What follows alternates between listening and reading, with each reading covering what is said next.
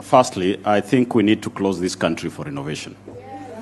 And while doing renovation, we'll start the cleanup from State House, because that's the heart of the mess of this country. One of the 10-point agendas was to stop wastage of public resources and promoting government efficiency.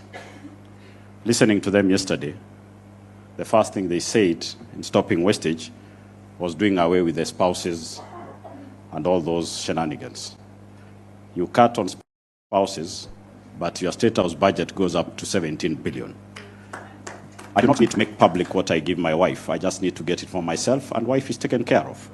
And that's what they are doing. We are not fools, and we are not going to be fooled. The young people are up to the task, and they are going to take everyone on. When you cancel foreign travel, as you said, and then you ensure the Kenya Air Force helicopter never lands. Actually, it's a touch and go for refueling. That is not cutting cost on travel. You just moved foreign and turned your counties to be the foreign nations. So when you're moving from this county, the next minute you're in the next county. And then we say we are cutting travel costs. We are not. We've actually ballooned travel costs. Tell me when you never heard of that helicopter for 72 hours. Landing somewhere in this country. What's the cost of keeping a helicopter on the air? Nowadays, the pilots of that plane are most known faces other than the aide-de-camp of the president. We talked about promoting and protecting the livelihoods of the young people. We don't know this government what exactly we'll make reference to. Will it be the Hustler Fund, which none of us knows the results, the outcome, how many youth it has benefited? Can they be paraded somewhere? We see them. Or does any one of you know any? Are we going to talk about the empowerment program? Whose funding we didn't know it was coming from?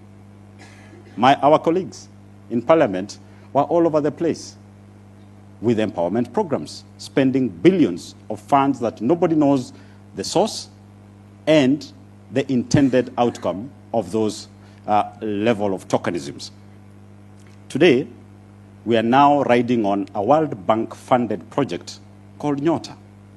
It has been politicized. Why will you need to take a chopper to go launch 22,000 shillings? How crazy can you get? You know, you can be holding a doctorate degree, you can be a doctor by title. After all, can he have a photo of his classmates? We don't know where some of these titles are gotten from because the acts and actions do not reflect the title and the degrees you claim to hold. These are some of the small things that are angering the young people of this nation. And we want the anger to grow. We want the anger to manifest into serious temper. If ikiwezekana, hasira ya mkisi is now allowed in all Kenyans. We've been having the issues of teacher employment. Oh, we've employed 100,000 teachers. Cut us some crap. While the CBE, or CBC, whatever the name is, was formulated over 11 years ago, that is when those teachers' opportunities were created. Because junior school was going to be there, you like it or not, and teachers had to be employed. So stop riding on things that were automatic. Even if we were to have a madman in that house, I'm not saying the one who is there is not mad, the same thing was going to happen. So we need to have a bigger discussion, a discussion that talks of facts and things that are actually new, creating opportunities for the young people. Yes, Talanta Stadium is good. But where will you get the talent to go to that Talanta Stadium if the stadiums in the villages are not anything to talk about? In my own county, we don't have a single stadium.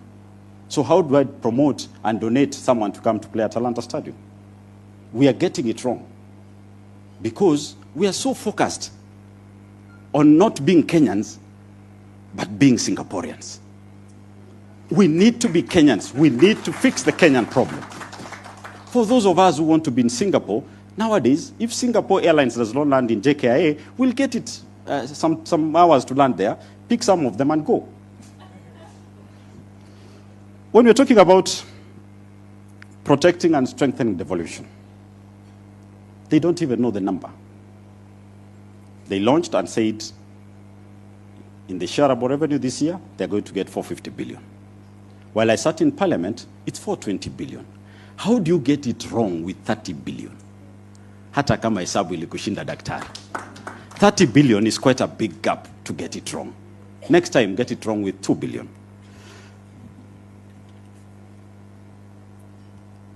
And on the same thing on devolution. Choose whether you are national government or county government.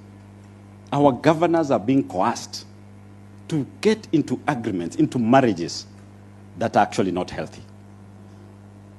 We've seen the national government going to launch things that will be done by county governments, not just what you saw about Nairobi. Now, I was in the same year with Sakaja. And I get embarrassed sometimes. But we keep praying for him, that he gets some strength to be able to stand. Otherwise, another governor is coming. I can see him here. Someone with some steel balls to take charge some of these things. The infrastructure fund that they are clearly pushing through, you know, the project is supposed to be identified. If you look at the bill, taken to some board, go to cabinet, come back to parliament, and then the whole thing is actualized. Yesterday already, Mr. Board, Mr. Cabinet, Mr. Parliament already allocated the funds. He said 15 billion to the airport. He's already allocating the fund. He's already ahead of us. And that is why this country will not go anywhere. Because the advised is the advisor. He's the implementer. He's the oversight. I pity my colleagues who've chosen to be in a great choir that sings more praises than they do on Sunday and Saturday. I pity you because you do not represent these people. And we'll stand. No one should tell you